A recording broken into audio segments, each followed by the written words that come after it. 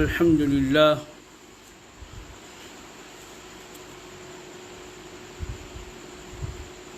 الحمد لله وكفى وسلام على عباده الذين اصطفى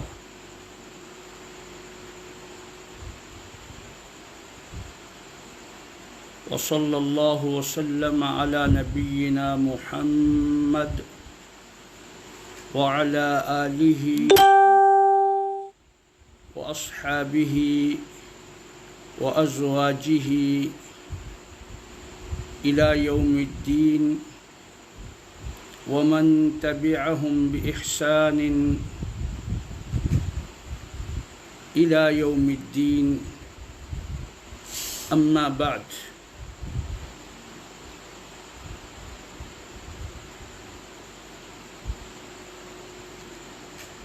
فأعوذ بالله من الشيطان الرجيم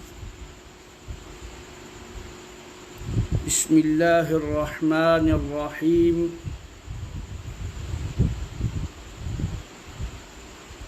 الحمد لله رب العالمين الرحمن الرحيم مالك يوم الدين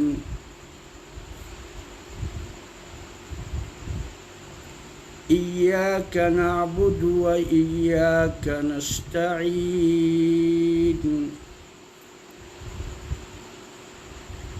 اهدنا الصراط المستقيم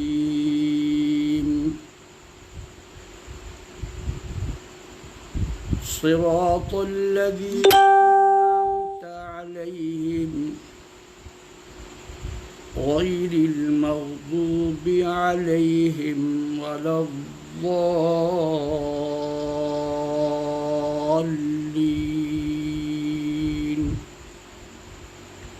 آمين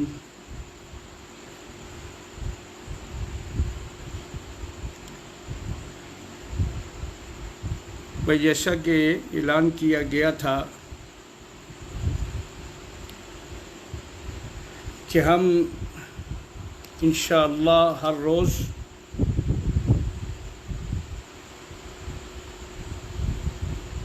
11 بجے پورے پاکستانی ٹائم کے اور 9 بجے سعودیہ کے ٹائم کے مطابق، کیونکہ اکثر احباب اللہ تعالیٰ ان کو جزائے خیر دے جن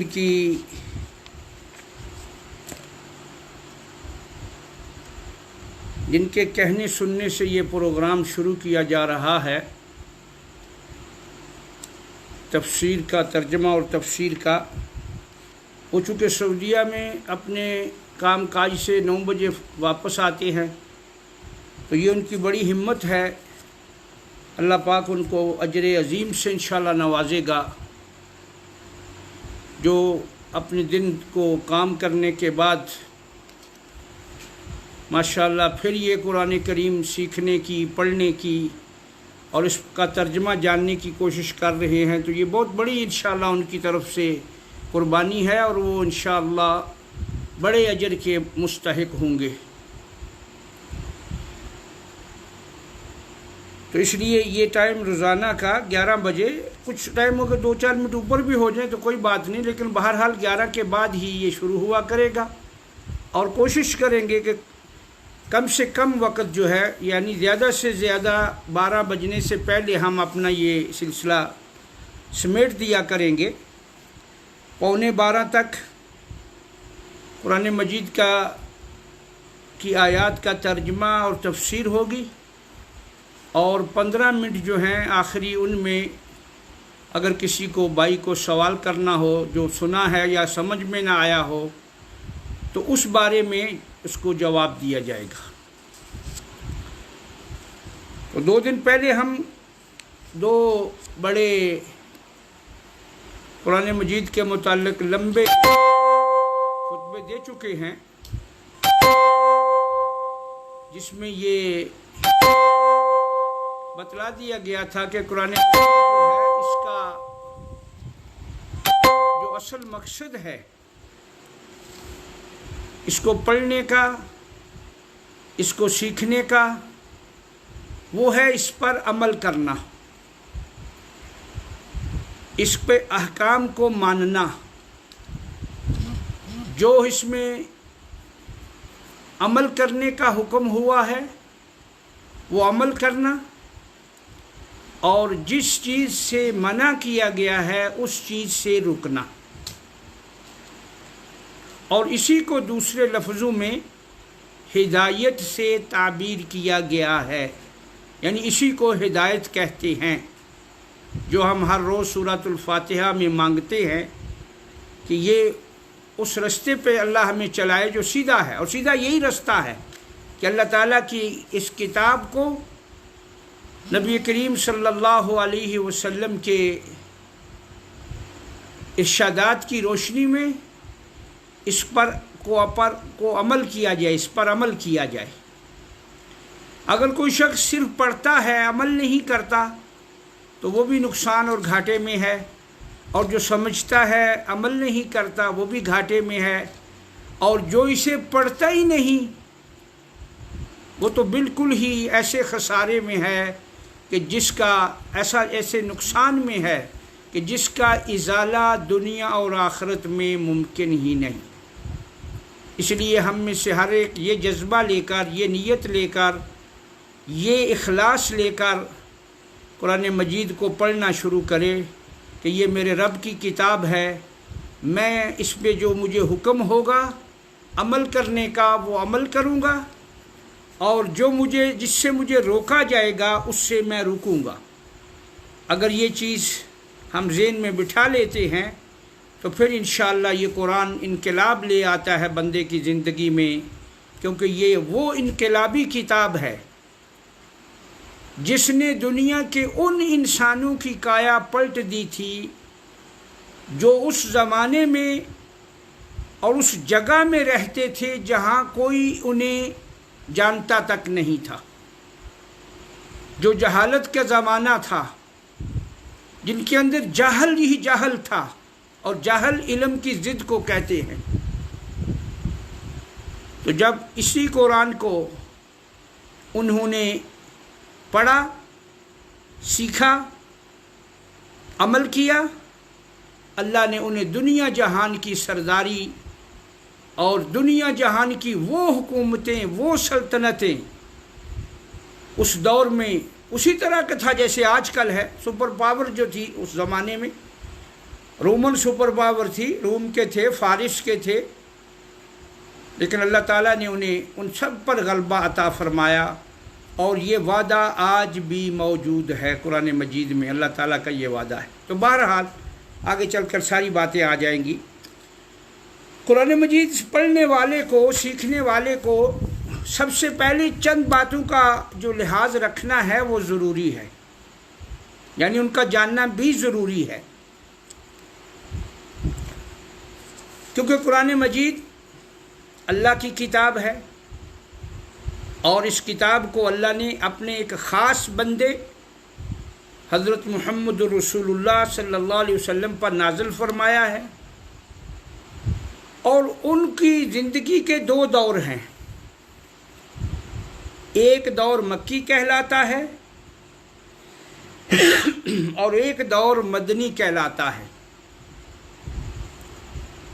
جو قرآن انڈیا پاکستان میں پرنٹ ہوتے ہیں ان کے نیچے لکھا ہوتا ہے کہ یہ سورت مکی ہے یا مدنی ہے، اس لیے میں یہ بات اس لیے عرض کر رہا ہوں کہ ہمارے وہ دیکھنے والے جو سعودی قرآن نہیں پڑھتے بلکہ وہ قرآن پڑھتے ہیں جو انڈیا میں پرنٹ ہوتا ہے یا پاکستان میں پرنٹ ہوتا ہے، تو اس پہ یہ لکھا ہوتا ہے کہ سورۃ الفاتحہ مکیہ۔ تو اس کا جو لکھا ہونا ہے، اور میرا خیال ہے یہ جو ہمارا قرآن ہے سعودیہ والا، اس میں بھی یہ لکھا ہوتا ہے، تو بہرحال یہ جو لکھا ہے مکیہ اور مدنیہ، اس کو سمجھنا ضروری ہے۔ سب سے پہلا نمبر سورۃ الفاتحہ مکیہ، تو مکیہ کا مطلب یہ ہے کہ یہ صورت اس زمانہ میں نازل ہوئی جب آپ صلی اللہ علیہ وسلم مکہ مکرمہ میں تھے، اور یہ شاید ہمارے اکثر احباب جانتے ہوں گے کہ نبی کریم صلی اللہ علیہ وسلم مکہ میں پیدا ہوئے، اور آپ صلی اللہ علیہ وسلم کی زندگی نزول قرآن سے پہلے 40 سال مکہ میں بسر ہوئی، اور 40 سال کی عمر کے بعد آپ نے نبوت کا اعلان فرمایا۔ تو نبوت کے اعلان سے لے کر ہجرت کرنے تک آپ 13 سال مکہ میں رہے۔ اس زمانہ میں جو 13 سال ہیں، ہجرت سے پہلے جو بھی قرآن کا حصہ نازل ہوا اسے مکی کہا جائے گا، اور یہ سب سے زیادہ قرآن کی جو صورتیں ہیں ان میں مکہ کا جو مکی صورتیں ہیں وہ زیادہ ہیں۔ وہ اگر ہم ذکر کرتے ہیں کہ کتنی صورتیں مکی ہیں اور کتنی مدنی ہیں۔ چنانچہ اس زمانے میں یہ ضروری نہیں ہے کہ آپ مکہ شہر میں ہی تھے تو جو قرآن نازل ہوا، آپ مکہ سے باہر تھے تب بھی جو قرآن نازل ہوا وہ حصہ بھی، اور جو آپ مکہ کے اندر تھے جہاں پر بھی آپ تھے جو نازل ہوا اسے مکی صورت میں شامل کیا جائے گا، کیونکہ آپ صلی اللہ علیہ وسلم کا یہ دور ہجرت سے پہلے مکی دور کہلاتا ہے۔ جب آپ ہجرت فرما کر مدینہ تشریف لے آئے، جو باقی آپ کی عمر کے 10 سال ہیں، کیونکہ نبوت کا کل وقت جو ہے، سارا ٹائم جو ہے یہ 23 سال ہے۔ 23 برس آپ صلی اللہ علیہ وسلم تبلیغ کرتے رہے، اور 23 برس میں یہ قرآن کریم نازل ہوا۔ ان میں 13 سال جو پہلے ہیں وہ مکی دور ہے، اور جو باقی 10 سال ہیں وہ مدنی دور ہے۔ جو پہلے دور میں نازل ہوا قرآن کا حصہ اسے مکی دور کہا جاتا ہے۔ تو وہاں آپ دیکھیں گے لکھا ہوگا سورۃ الفاتحہ مکیہ، یعنی یہ وہ صورت ہے جو مکہ میں نازل ہوئی۔ اسی طرح سورۃ البقرہ جس کے بعد والی صورت ہے تو وہاں لکھا ہوگا مدنیہ، تو اس کا مطلب یہ ہوگا کہ یہ وہ صورت ہے جو اس وقت نازل ہوئی جب آپ صلی اللہ علیہ وسلم مدینہ میں تشریف لے آئے۔ مدنیہ، مدنیہ کا مطلب کیا ہے؟ جو صورت اس وقت نازل ہوئی جب آپ مدینہ میں تشریف لے آئے۔ اب یہ شرط نہیں ہے کہ آپ مدینہ میں ہی تھے، شہر میں تھے یا باہر تھے، جہاں بھی آپ گئے، چاہے مدینہ سے 300 کلومیٹر دور فاصلے پہ آپ چلے گئے، جو صورتیں اس دور میں نازل ہوئیں، قرآن کریم کا جو حصہ اس دور میں نازل ہوا وہ مدنی صورتیں ہی کہلایا، اور وہ آیات مدنی صورتوں میں ہی پائی جاتی ہیں۔ یہ بات تو میرا خیال ہے اب بڑی واضح ہو گئی ہے۔ دوسری بات، قرآن مجید کی کل 114 صورتیں ہیں۔ قرآن کو چونکہ یہ کتاب ہے، اس کتاب کو پاروں میں تقسیم کیا گیا۔ پارا بھی ٹکڑے کو کہتے ہیں، سی پارا بھی ٹکڑے کو کہتے ہیں۔ سی پارا جو آپ کہتے ہیں نا، فلانا سپارہ، سپارہ لفظ بھی اردو کا ہے اور پارا بھی اس میں آتا ہے، پارا نمبر فلان، پارا نمبر فلان۔ تو سب سے پہلے قرآن کریم کے 30 پارے ہیں، پاروں کی بھی یہ تقسیم ہے، اور 30 پاروں میں پھر آگے اس کو 114 صورتوں میں تقسیم کیا گیا ہے۔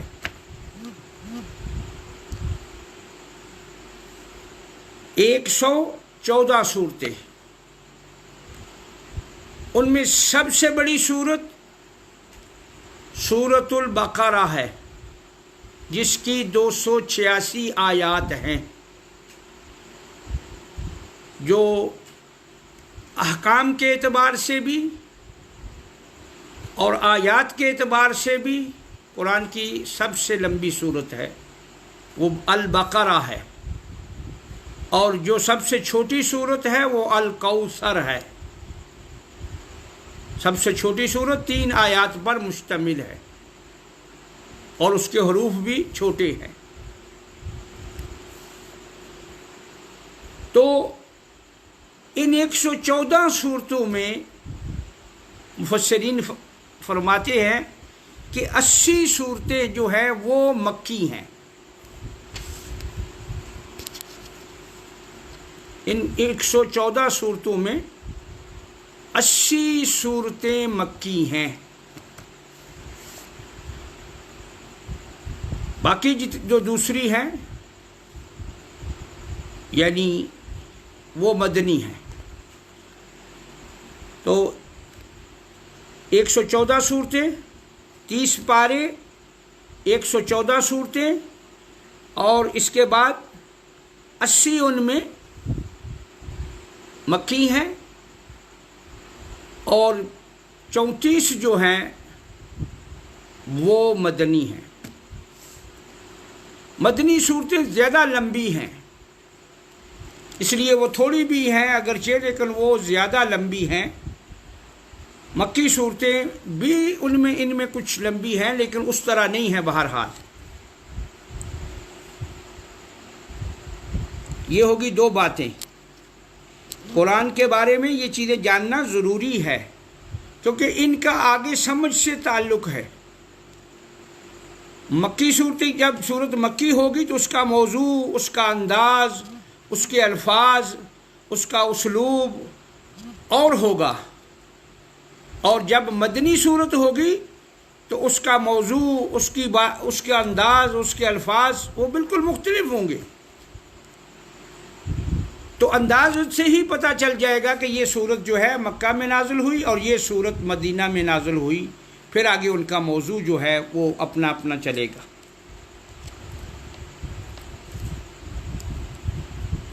ایک بات اور بعض لوگ سوال کرتے ہیں اکثر، وہ میں چلتے چلتے ذکر کر دیتا ہوں کہ قرآن مجید جس شکل میں اب ہمارے سامنے ہے، آپ صلی اللہ علیہ وسلم کے زمانہ میں ظاہر ہے اس زمانے میں عربی خط اور تھا، اور عرب لوگ جو پڑھے لکھے تھے وہ اپنی اس زبان کو جس انداز سے بھی لکھا جاتا تھا پڑھ لیا جاتا تھا۔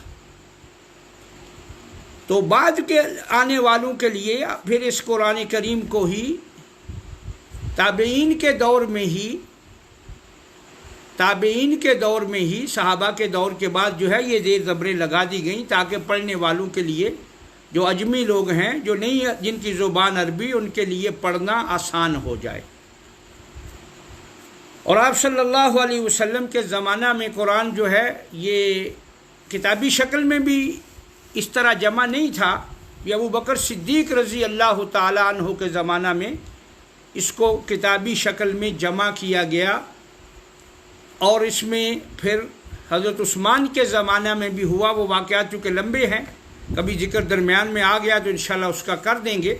ابھی مختصر طور پہ آپ یہ جان لیں کہ یہ جو موجودہ شکل ہے قرآن کی، یہ اصل وہی ہے، صرف اس کو پڑھنے والوں کے لیے آسان کرنے کے لیے اس میں اعراب لگائے گئے ہیں، نقطے لگائے گئے ہیں۔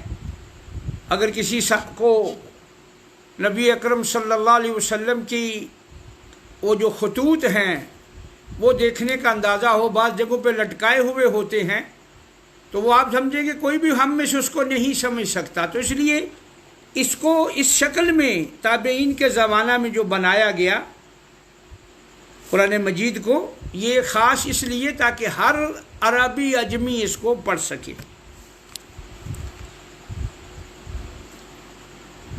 اب آگے آتی ہیں کہ سورۃ الفاتحہ، سورت کا کیا معنی ہے؟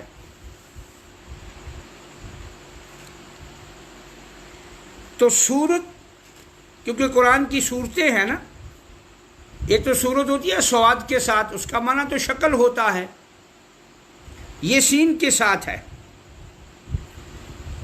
تو صورت کا لفظی معنی جو ہے، لغوی معنی جو ہے، یہ ارتفاع کو کہتے ہیں، بلندی کو، یعنی گویا جب ایک آدمی ایک سورت پڑھتا ہے تو وہ ایمان اور اخلاق اور یقین اور اتقان جو اس میں بیان ہوتا ہے، سمجھ کے دائرہ، یہ جب وہ سمجھ کر پڑھے گا تو تب یہ حاصل ہوگا۔ تو پڑھنے والا گویا بلندی کی طرف جاتا ہے، اس کا ایمان بڑھتا ہے، اس کا یقین بڑھتا ہے، اس کے علم میں وہ اضافہ ہوتا ہے جو ایک بلندی ہے ایک، تو اس لیے سورت کو سورت کہا گیا، یعنی پڑھنے والا ایک منزل سے دوسری منزل کی طرف بلند ہوا۔ جو پہلے اس کا علم پست تھا، کم تھا، اب اس کا علم زیادہ ہوا، اس کا یقین زیادہ ہوا، اس کو اللہ رب العزت پر یقین بڑھا اس کا۔ ظاہر ہے جب وہ ایمان کی نظر سے قرآن کو پڑھے گا کوئی بھی شخص، تو قرآن میں جنت کا ذکر ہے، جہنم کا ذکر ہے، اللہ تعالیٰ کی ذات و صفات کا ذکر ہے، واقعات ہیں، قیامت کا ذکر ہے۔ تو جب ایک شخص ایمان اور یقین کے ساتھ سمجھتے ہوئے اس کو پڑھتا ہے تو ضرور اس کے دل میں ایمان میں ہلچل آتی ہے۔ ایسے نہیں ہے کہ وہ بالکل جیسے پہلے تھا ویسے ہی رہے۔ تو چونکہ یہ ایک ارتفاع کی صورت ہے، بلند ہونا ہے، گویا زیادہ ہونا ہے، اس لیے قرآن کریم کی ایک مجموعے کو، آیات کے مجموعے کا نام سورت رکھا گیا۔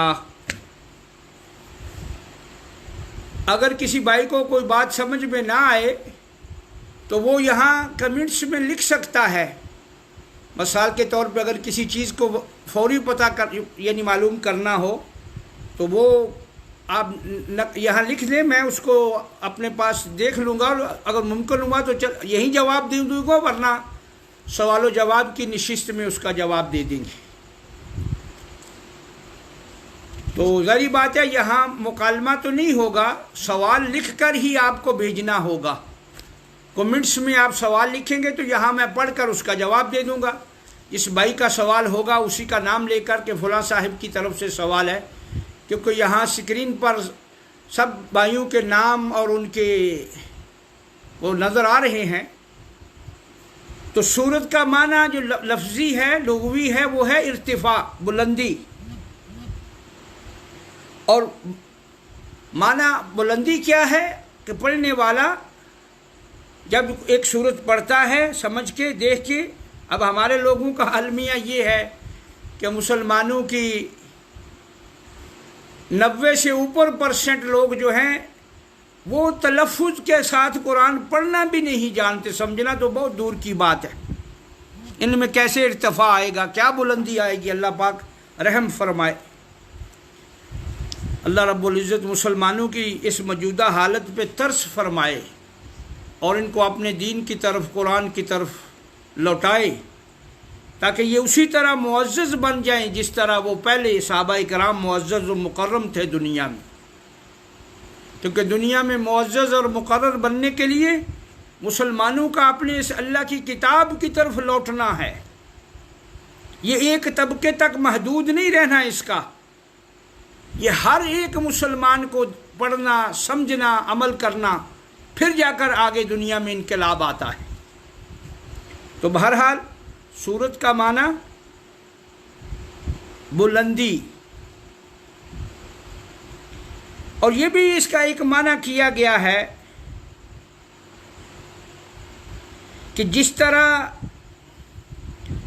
ایک بلندی ہوتی ہے، کوئی دیوار بنا دی جاتی ہے کسی شہر کے ارد گرد یا کسی گھر کے گرد بلند دیوار بنا دی جاتی ہے، تو اسی طرح یہ سورت جو ہے یہ بھی ایک قسم کی جو کچھ اس میں آتا ہے وہ ایک قسم کا، ایک خاص قسم کے چونکہ حکم اور اس میں آتے ہیں، تو پھر اس کو بھی بلندی کہا گیا ہے۔ اس وجہ سے بھی सूरत को सूरत कहते हैं। और एक आखिरी माना जो आसान है वो ये भी किया गया है कि सूरत को कुरान करीम का एक हिस्सा भी माना गया है। ये भी माना बन सकता है। ज़ाहिर है हर सूरत कुरान करीम का एक हिस्सा है, एक जुज़ है, एक टुकड़ा है, तो ये भी इसका माना हो सकता है क़ित्अतुम मिनल क़ुरआन, कुरान करीम की में से एक टुकड़ा, कुरान से एक टुकड़ा और उसकी जुज़। अब ज़ाहिरी बात है सूरत और सूरत के बाद जो सूरत होती है वो चंद आयात का मजमुआ होता है। तो जैसा मैंने ज़िक्र किया कि सबसे बड़ी सूरत उसमें 286 आयात और जब सबसे छोटी में 3, तो ये जो मजमुआ है इनको आयात कहा जाता है, आयात। और इसकी वाहिद है, ये जमा है, इसका वाहिद है आया।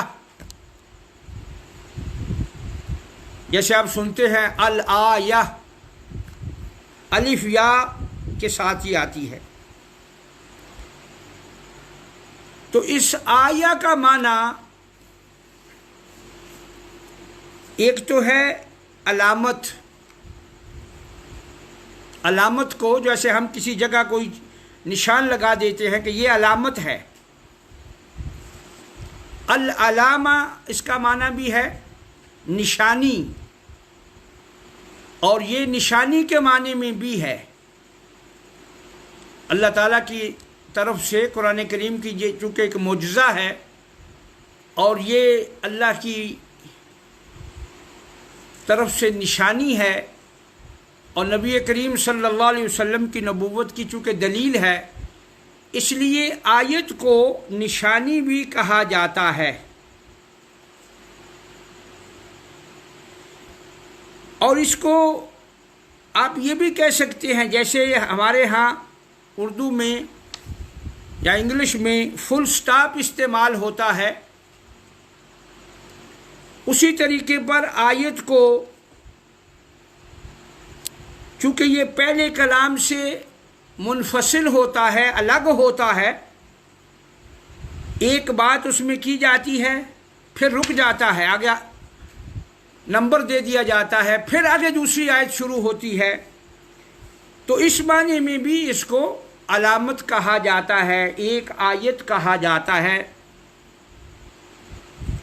यानी इसका माना ये होगा कि ये टुकड़ा जो है ये दूसरे टुकड़े से जुदा है। तो इस तरह कुरान करीम की आयात में, सूरतों को आयात में बांटा गया है ताकि पढ़ने वाले को आसानी हो। क्योंकि इस किताब को अल्लाह पाक ने इस उम्मत को हिफ़्ज़ करने की भी तौफीक बख्शी है। पैगंबर वाला जो है इसको कुरान करीम, नबी करीम सल्लल्लाहु अलैहि वसल्लम हाफिज़ थे, फिर सहाबा में बहुत सारे हाफिज़, फिर उम्मत में लोगों ने हिफ़्ज़ करना था। तो इसलिए अल्लाह ताला ने इस अंदाज से इस किताब को जमा फरमाया कि ताकि हर सरस पर ये आसान हो। चुनांचे पहले पारों में तकसीम किया, फिर सूरतों में तकसीम किया, फिर आयात में तकसीम किया। तो आयत जो होती है वैसे इसको निशानी कहते हैं। कुरान करीम में आता है सूरतुल बकरा में, इन्न आयत मुल्किही अन यअतियकुमुत ताबूत। वो जो नबी थे हज़रत मूसा अलैहिस्सलाम के बाद का वो वाक़या है। उन्होंने अपनी कौम बनी इसराइल को कहा कि जिस शख्स को अल्लाह ने तुम में से बादशाह चुना है, इसकी बादशाहत की निशानी जो है आयता, ये वही लफ्ज़ है और उसी तरह आया है यहाँ पर। اس کی بادشاہت کی جو نشانی ہے وہ تابوت ہے جو موسیٰ علیہ السلام کے زمانے میں جس میں کچھ چیزیں اس میں پڑی ہوئی ہیں، وہ تمہارے پاس لوٹ کر آ جائے گا۔ تو معنی یہ بنا کہ آیت کا معنی نشانی۔ ایک اور درجے میں بھی آیت کو نشانی کہا گیا ہے، کیونکہ جس زمانہ میں قرآن مجید نازل ہوا وہ زمانہ فصاحت اور بلاغت کا تھا۔ یہ بات ذہن رکھیے، میں پہلے یہ کرنی بھول گیا تھا کہ اللہ تعالیٰ نے ہر پیغمبر کو، ہر نبی کو جو معجزات عطا فرمائے وہ سارے اس زمانے کی مناسبت سے عطا فرمائے، لیکن پیغمبر کا جو چونکہ نبوت کا جو کچھ دلیل ہوتی تھی، جو معجزہ وہ اللہ کی طرف سے ہوتا تھا، اس لیے وہ ان تمام باتوں سے جو اس زمانے کی ہوتی تھی بلند اور بالا رہتا تھا۔ جیسے موسیٰ علیہ السلام کے زمانے میں جادو اپنے عروج پر تھا، چیزوں کی شکل کو بدلنا، اور وہ جادو تھا، لوگ دھوکہ دے کر حقیقت میں کچھ نہیں ہوتا تھا، لوگوں کی آنکھوں میں دھول جھونک کر، جیسے وہ کہتے ہیں، اس پر وہ ان کی نظروں پھیر کر جو ہے وہ ان کو دکھا دیتے تھے۔ تو اللہ تعالیٰ نے موسیٰ علیہ السلام کو ایسے معجزے عطا فرمائے جو ظاہری شکل میں تو اسی طرح ملتے تھے، لیکن وہ اس طرح تھے نہیں، تو لیکن ان کی شکل و صورت وہی تھی۔ اسی طرح عیسیٰ علیہ السلام کے زمانہ میں طب جو ہے یہ اپنے عروج پر تھی، لوگوں کا علاج کرنا، اور اس طرح یہ میڈیکل کی جو ابتدا ہے، تو اللہ تعالیٰ نے عیسیٰ علیہ السلام کو اس سے آگے ایک قدم جو چیز ہے معجزہ عطا فرمایا کہ وہ مٹی کا پرندہ بناتے اور پھونک مارتے اور اللہ کے حکم سے وہ اڑ جاتا۔ اب دوسرا کوئی ڈاکٹر طبیب تو یہ نہیں کر سکتا تھا، تو یہ دلیل تھی کہ یہ نبی ہیں، یہ معجزہ تھا۔ تو اسی طرح ہمارے نبی اکرم صلی اللہ علیہ وسلم چونکہ جس زمانہ میں تشریف لائے اس زمانہ میں شعر و شاعری، عربی زبان میں خطبات یہ بڑے مانے جاتے تھے، شاعروں کو لوگ سلام کرتے تھے، ان کی قدر کرتے، ان کو سردار مانتے تھے، اور شاعر وہ ہوتے تھے جو الفاظ کو جوڑ کر مترنم کلام بناتے تھے، الفاظ کو جوڑ کر وہ ایک کلام بنا دیتے، چاہے وہ کلام کتنا ردی اور گرا ہوا ہی کیوں نہ ہو، لیکن الفاظ کی قدر کی جاتی تھی۔ تو اللہ رب العزت نے آپ صلی اللہ علیہ وسلم کو فصاحت اور بلاغت کا یہ جو قرآن دیا، جس کی مثال کہیں نہیں ملتی، تو اس میں جب یہ قرآن نازل ہوا تو انہوں نے کہا کہ یہ بھی اسی طرح ہے جیسے دوسرے لوگ ہیں، یہ بھی شاعری ہے، کوئی کہتا یہ شاعری ہے، کوئی کہتا یہ جادو ہے۔ تو اللہ تعالیٰ نے ان کو قرآن مجید میں چیلنج دیا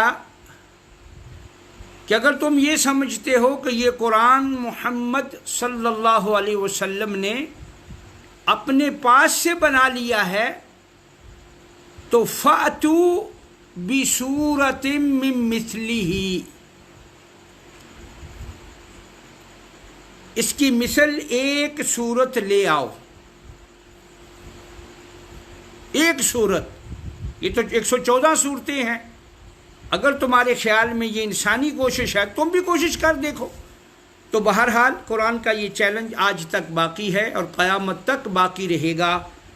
کوئی بڑے سے بڑا فصیح بلیغ قرآن کریم کی مثل آیات نہیں لا سکا، حالانکہ لوگوں نے کوششیں بھی کی، ایسے بہت سارے کلمات ملتے ہیں، قرآن کے انداز کو دیکھ کر لوگوں نے الفاظ بنائے۔ تو بہرحال سورت کا معنی، سورت کو اس لیے بھی سورت کہا کہ یہ ارتفاع اور بلندی بھی ہے، اور پھر یہ چیلنج دیا تھا کفار کو اس کی مثل لانے کا۔ اور دوسرا نمبر تھا آیت کا، آیت کا معنی نشانی،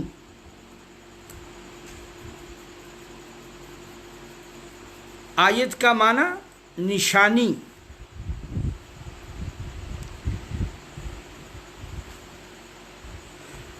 اب جو آیات ہیں قرآن کریم کی وہ بنتی ہیں حروف سے، یعنی جیسے الف ہوتا ہے، فا ہوتی ہے، تا ہوتی ہے، ہا ہوتی ہے، یہ حروف ہیں۔ الفابیٹا جسے عربی انگلش زبان کا ہے اے سے زیڈ تک، اسی طرح عربی زبان کا ہے الف سے یا تک، یہ انہیں حروف کہتے ہیں۔ قرآن کریم انہی حروف سے جو ہے اللہ پاک نے ترتیب دیا ہے۔ اب آیت جو ہے وہ حروف میں ہے۔ اب یہ نہیں ہے کہ ایک ہی آیت اتنی لمبی ہے کہ وہ ساری ایک ہی کلمے پر ختم ہوتی ہے، نہیں، وہ چھوٹے چھوٹے کلمے ہیں، ان میں حرف بھی ہیں۔ چنانچہ جیسے ما ہے، میم الف ما، جیسے واو ہے، یہ حروف ہیں، آیات میں آتے ہیں، جیسے لا ہے۔ اور سب سے زیادہ دو تین کلمے ہیں جو سب سے زیادہ حروف ہیں اس ایک کلمے میں، کیونکہ جو آیات ہیں وہ دو چار کلمات سے جڑ کر بنتی ہے۔ جیسے اللہ تعالیٰ نے کہا اِنَّا أَعْطَيْنَا كَالْكَوْثَرَ، تو اب یہ ایک آیت ہے۔ اب اِنَّا اس کا ایک حرف ہے، ایک کلمہ ہے، اعطینا کا ایک کلمہ ہے، الکوثر ایک کلمہ ہے۔ تو اسی طرح یہ بھی جاننا ضروری ہے کہ قرآن کریم میں چھوٹے حرف بھی ہیں، بڑے بھی ہیں، جیسے واو ہے، ما ہے، اور بڑے حرف بھی ہیں جیسے انلزمکموہا، اب یہ ایک کلمہ ہے، یہ بھی قرآن میں آتا ہے انلزمکموہا، اور اسی طرح آتا ہے فَأَسْقَيْنَاكُمُوهُ، یہ بڑے الفاظ ہیں دونوں، دو جو ہے یہ ایک لفظ، اور اس میں کتنے حروف آئے ہیں؟ ایک میں 9 حرف ہیں، بلکہ 10 ہیں۔ انلزمکموہا، اس میں 10 حرف آئے ہیں، اور اسی طرح فَأَسْقَيْنَاكُمُوهُ، تو یہ جو حروف ہیں، یہ جو کلمات ہیں، بہرحال یہ میں اس لیے بتلا رہا ہوں تاکہ ہمیں معلوم ہو کہ سورت کیا ہوتی ہے اور آیت کیا ہوتی ہے، اور حروف اور الفاظ اور کلمات کیا ہوتے ہیں۔ امام قرطبی فرماتے ہیں کہ قرآن کریم میں اس بات پر اجماع ہے علماء کا، قرآن کریم میں عجمی جو تراکیب ہیں، الفاظ ہیں، وہ استعمال نہیں ہوئے۔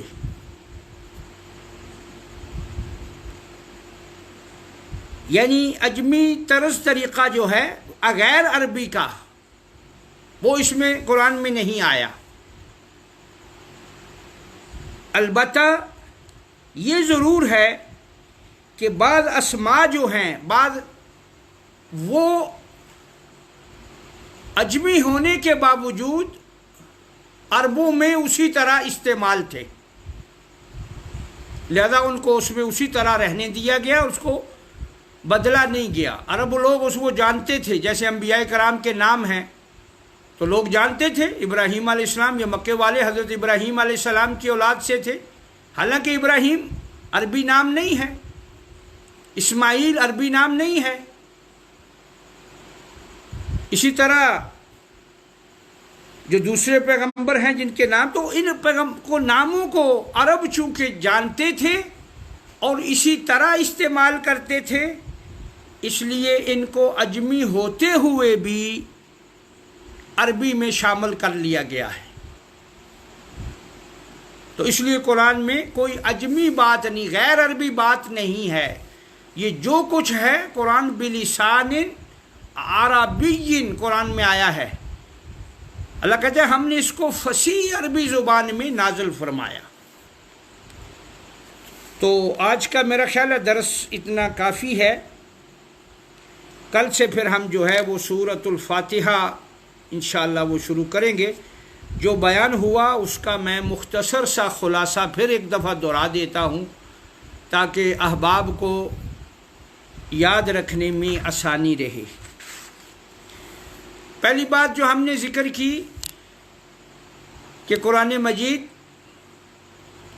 کو اللہ رب العزت نے پاروں میں تقسیم فرمایا. پارا اور سی پارا اس کا معنی ٹکڑا ہے، گویا جز ہے. جز عربی میں جز کہتے ہیں، ایک حصہ. اگرچہ یہ آسانی کے لیے ہے، یہ ضروری نہیں ہے کہ ایک پارے میں ایک بات ہے اور دوسرے پارے میں دوسری بات ہے، ایسا نہیں ہے.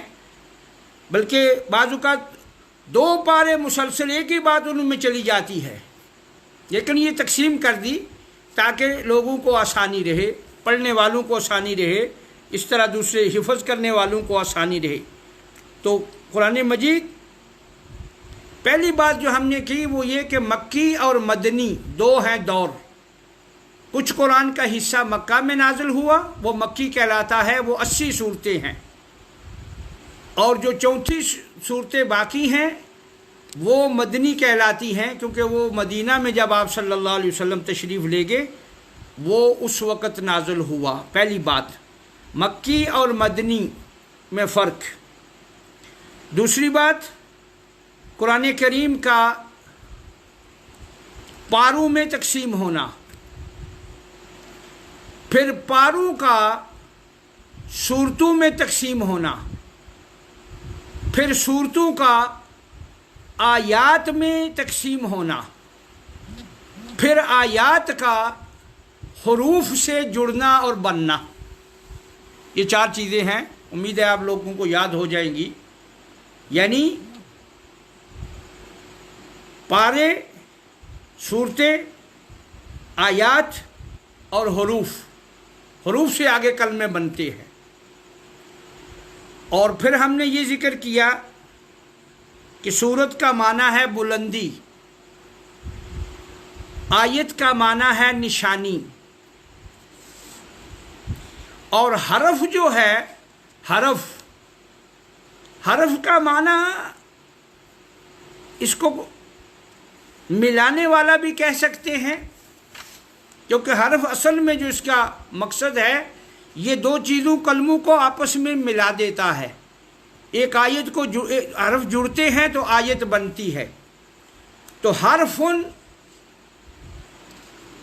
جو ہے وہ ایک حصے کو بھی کہہ سکتے ہیں. بہرحال تو یہ آج کا یہ سبق تھا. امید ہے کہ احباب کو اس میں کافی حد تک جو ہے وہ سمجھ آ گئی ہوگی. اور اگر کوئی چیز اس میں تشنا رہ گئی ہے، نہیں سمجھ آ سکی، تو وہ آپ سوال اپنا لکھ کر کومنٹس میں آپ پوچھ سکتے ہیں. باری باری ایک آدمی ایک سوال کرے، اس کا پھر میں جواب دوں گا، پھر اگلا سوال کرے، اس طرح کر کے. اگر کسی بات کی سمجھ نہیں آئی یا آئی ہے تو دوسری طرح آئی ہے، یا آئی ہے تو اس کے ساتھ کوئی اشکال پیدا ہو گیا ہے، تو وہ آپ اپنے کومنٹس میں پوچھ سکتے ہیں.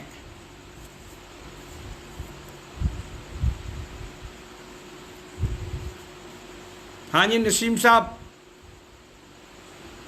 احباب سے رابطہ کیجئے. کوئی سوال ہے اس حوالے سے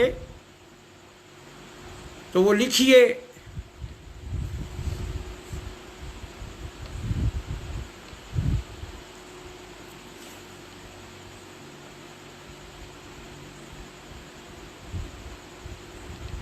اس کو لکھ کر آپ بھیجیں، جیسے یہ آپ نے لکھا ہے.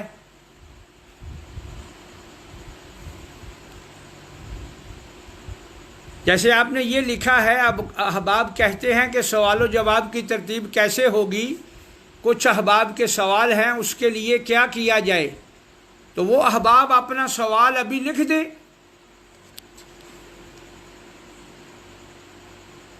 اب ظاہری بات ہے فیس بک پر تو وہ کیا طریقہ ہے جو آواز آئے، اور مائک کا طریقہ تو ہوگا، مائک تو ہوتا ہے اس میں، دوسری طرف سے مائک ہوگا، وہ مائک کو دبا کر بھی شاید سوال کر سکتے ہیں۔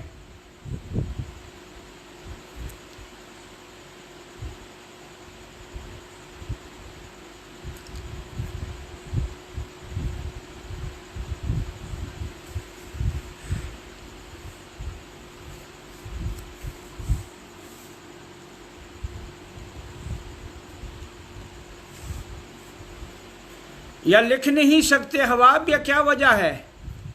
اگر آپ چاہیں تو پہلے سے سوال لکھ دیں، تب بھی اس میں وہ آپ کو جواب دے سکتا ہوں، کیونکہ میرے پاس جتنے لوگ اس وقت دیکھ رہے ہیں وہ سب موجود ہیں۔ یہ طاہر صاحب ہیں، نسیم سلفی صاحب ہیں، مان اللہ صاحب ہیں، اسی طرح یہ بدر الدین صاحب ہیں، انصاری صاحب، عمران صاحب ہیں۔ تو جو چیز آپ چاہیں اس میں، جیسے یہ لکھا ہوا ہے نیچے آپ لکھ سکتے ہیں، کوئی سوال ہے تو۔ احمد صاحب ہیں، ارشد صاحب ہیں، انس صاحب ہیں، اسی طرح یہ جتنے بھی ساتھی ہیں، اگر کسی کو کوئی سوال کرنا ہے تو کر سکتے ہیں، لیکن ظاہری بات ہے وہ لکھنا پڑے گا۔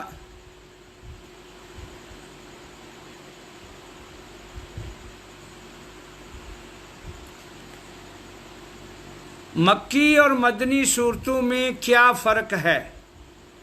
ہاں، یہ ارشد علی صاحب کا سوال آیا ہے۔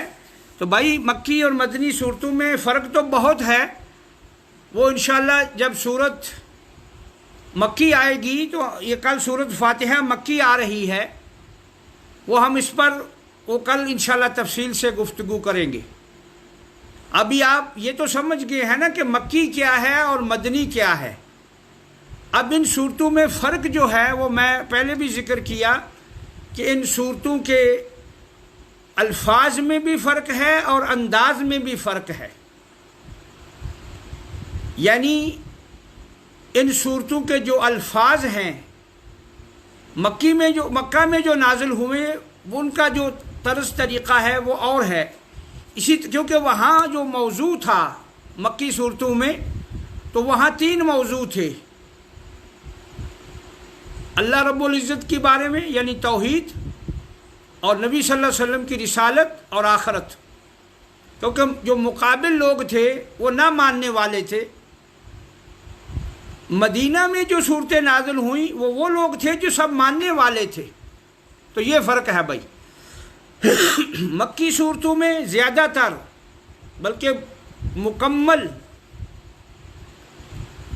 مشرکین کے سوالات کا جواب دیے گئے ہیں، اللہ تعالیٰ کی الوہیت پہ جو انہوں نے سوال کیے، نبی اکرم صلی اللہ علیہ وسلم کی رسالت پر جو اعتراض ہوئے، قیامت پر جو وہ اعتراض ہوئے، تو مکی صورتوں کا جو انداز بیان ہے وہ مدنی صورتوں سے بہت مختلف ہے، مکمل مختلف ہے، کیونکہ سامنے جو لوگ تھے وہ نہ ماننے والے زیادہ تھے، ماننے والے تو چند ایک تھوڑے تھے۔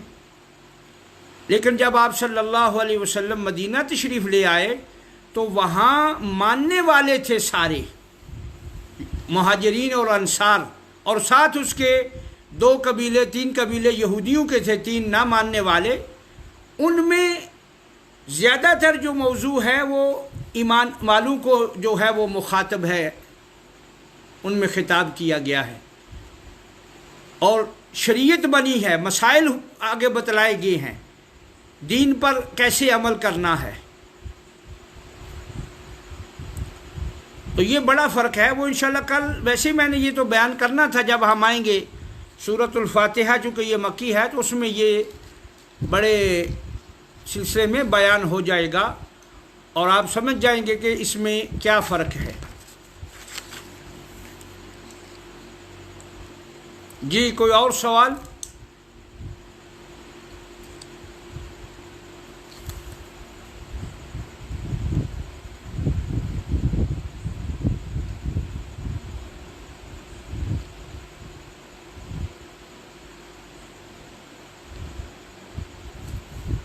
اچھا، کیا آپ میں سے کوئی بتلا سکتے ہیں کہ جو ہم نے کہا آیت کا کیا معنی ہے؟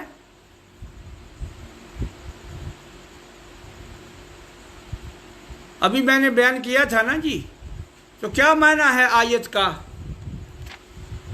اگر آپ سوال نہیں کرتے تو میں کرتا ہوں، جو ٹائم ہمارا باقی ہے، تاکہ مجھے پتہ چلے کہ آپ لوگ سمجھ گئے ہیں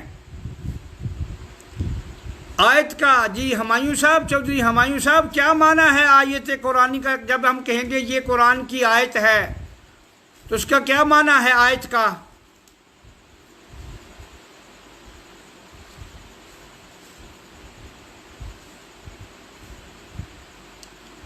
کوئی اور ساتھی بھائی؟ میرے اہل احباب یا تو جا چکے ہیں یا پھر جانے کے لیے تیار ہیں۔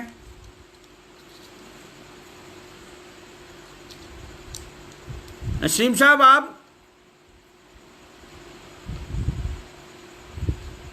آپ کل کسی سے پوچھئے کہ جو لائیو چل رہا ہوتا ہے تو اس میں دوسری طرف سے جو لوگ اس میں شیئر کر رہے ہیں وہ کیسے پوچھ سکتے ہیں سوال آواز کی شکل میں؟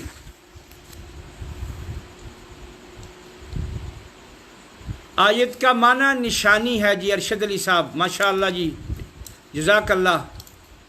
اور سورت کا، سورت جو ہے قرآن کی سورت،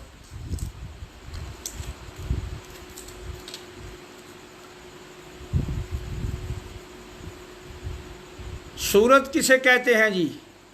قرآن کی جو سورت ہے سین کے ساتھ،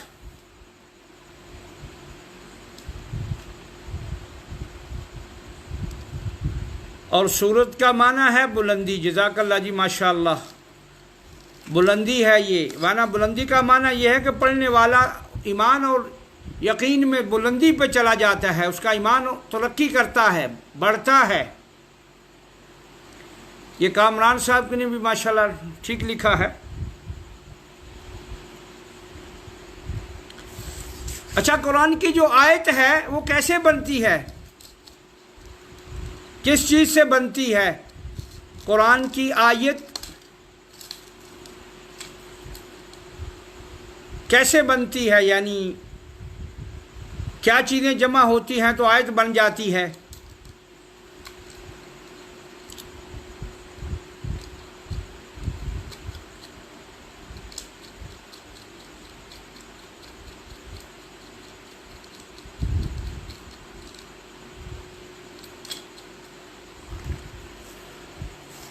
چلیں، اللہ تعالیٰ سب کو جزائے خیر عطا فرمائے اور سب کا آنا بیٹھنا قبول فرمائے۔ جی ارشد علی صاحب، واقعی قرآن میں 30 جز تو ہیں، لیکن میں نے یہ سوال کیا تھا کہ جو آیت ہے جس کا معنی نشانی ہے، وہ آیت کیسے بنتی ہے؟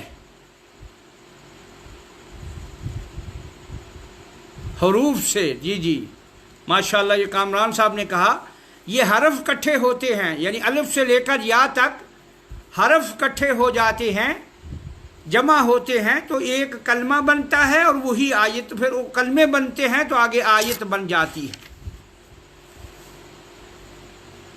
سب سے چھوٹا حرف واو ہے قرآن میں، سب سے چھوٹا حرف جو ہے وہ واو ہے، اور واو یہ حرف ہے، یہ آیت نہیں ہے۔ آیت میں کئی واو جمع ہو جاتی ہیں کبھی کبھی، جیسے ہم نے کہا انا اعطینا کل کوثر، یہ 3 کلمے ہیں، یہ جو 3 ہیں یہ کلمات ہیں، انا اعطینا کل کوثر۔ تو اس لیے یہ جو ہے کلمے کٹھے ہوتے ہیں تو آیت بن جاتی ہے، اور آیات کٹھی ہوتی ہیں تو سورت بنتی ہے، اور صورتیں کٹھی ہوتی ہیں تو صورت میں، پارے میں تو بہرحال کسی میں کئی صورتیں آتی ہیں، کسی میں ایک صورت بھی نہیں آتی۔ تو بہرحال یہ آج کا درس تھا۔ اللہ تعالیٰ سب کا آنا، سب کا بیٹھنا، سننا قبول فرمائے، اور ہم سب کو جو سنا ہے جو اس میں صحیح ہے اس پہ عمل کی توفیق عطا فرمائے۔ یہ درس فیس بک پر میرے صفحے پر اپلوڈ کر دیا جائے گا، جو احباب دوبارہ سننا چاہیں وہ دوبارہ سن سکتے ہیں۔ لیکن نسیم صاحب جو آپ یہ کہہ رہے ہیں زوم والا، تو ٹھیک ہے، اگر وہاں بھی ریکارڈنگ ہو جاتی ہے تو وہ رکھ لیں گے، لیکن اس میں جو ہے وہ بہرحال ریکارڈنگ تو ہوتی ہے نا جی۔ چلیے اللہ تعالیٰ قبول فرمائے سب کا آنا۔ اگر آج سوال یاد نہیں ہے تو کل آتے ہی آپ پہلے سوال لکھ دیں۔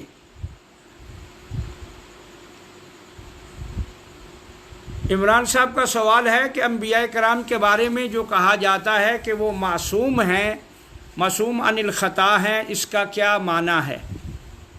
تو میرے بھائی اس کا معنی یہ ہے، معصوم کو معنی ہے جس کو بچایا جاتا ہے، عصمہ عین سید صاد میم، یعنی جس کو کسی چیز سے بچا لیا جائے۔ تو اللہ رب العزت اپنے انبیاء کو غلطیوں سے، گناہوں سے بچائے رکھتا ہے، نبوت سے پہلے بھی اور نبوت کے بعد میں بھی۔ یہ معنی ہے معصوم عن الخطا، یعنی غلطی سے محفوظ رہنا، معصوم بچے رہنا۔ انبیاء کے لیے کہا جاتا ہے معصوم عن الخطا، اور صحابہ کرام اور اہل بیت نبی صلی اللہ علیہ وسلم کے جو لوگ ہیں ان کے بارے میں علماء نے ایک اصطلاح نکالی ہے، محفوظ عن الخطا۔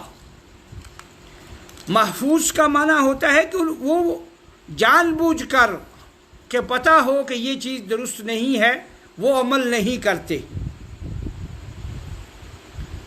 لیکن انبیاء کرام جو ہیں وہ تو مکمل اللہ تعالیٰ کی حفاظت میں ہوتے ہیں۔ جیسے وہ آیت ہے نا قرآن کریم میں، یا ایھا الرسول بلغ ما انزل الیک من ربک، اے نبی، اے رسول پہنچا دیجئے جو آپ پر نازل ہوا جو آپ کے رب کی طرف سے۔ واللہ، آگے فرمایا واللہ یعصمک من الناس، باقی اللہ تعالیٰ آپ کو لوگوں کی اذیتوں سے، مصیبتوں سے، طعنوں سے، اور لوگوں کے جو کچھ لوگ کرنا چاہتے ہیں اس سے اللہ آپ کو بچائے گا۔ تو وہاں بھی یعصمک، یہی لفظ اسی سے بنا ہے معصوم۔ تو معصوم عن الخطا کا معنی ہوتا ہے غلطی سے محفوظ، بچے رہنا، غلطی ہوتی ہی نہیں ہے پیغمبر سے، یہ مطلب ہے۔ اور ہوتی کیوں نہیں ہے؟ کہ اللہ اس پیغمبر کو بچائے رکھتا ہے۔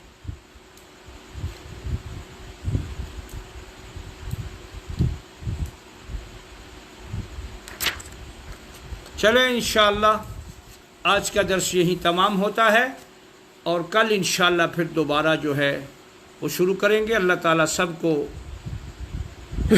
اجر عظیم عطا فرمائے، اور اپنے یہ وقت نکالنے کی جو انہوں نے محنت اور کوشش کی ہے، اللہ سب کی حاضری کو قبول فرمائے، اور جو سنا ہے سمجھنے کی توفیق دے، اور جو سمجھا ہے پھر اللہ اس پر عمل کی توفیق دے۔ وآخر دعوانا ان الحمد للہ رب العالمین، وصلی اللہ وسلم علی نبینا محمد وعلی آلہ وصحبہ اجمعین۔